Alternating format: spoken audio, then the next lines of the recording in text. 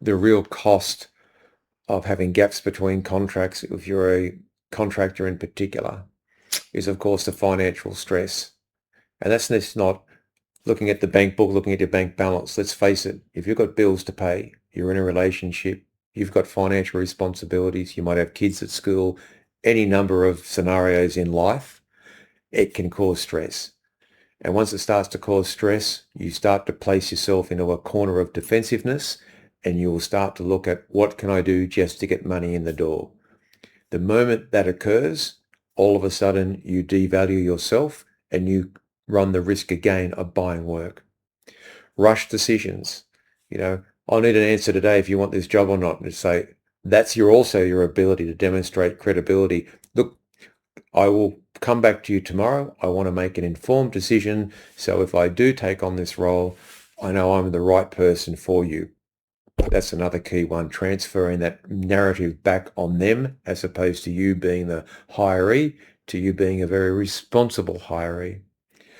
But also too, when we see gaps in between contracts, we're running out of time, it does weaken your negotiation power. Now, there's that old song, you've got to know when to hold them, know when to fold them.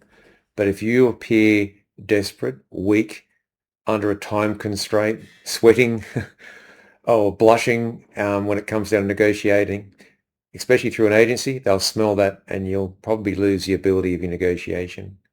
But if you come in cool, calm, collective, and you're having a conversation and equally asking the client, what are they looking for in terms of holding this role to accountability? What does good look like? What is the real thing we're trying to solve here in terms of maybe team dynamics or something? All of a sudden, that gap between a contract can actually then generate more interest in you because you actually have got a lot of insight to what is important to a client as opposed to you just providing that skill. So again, do not weaken your decision quality by painting yourself into a corner.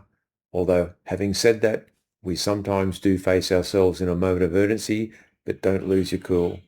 Keep your true north, be true to yourself, and you'll be surprised sometimes people will hire you more so on value because they're seeing your scarcity as demand in which they want to purchase versus a gap in between a contract that you're trying to address.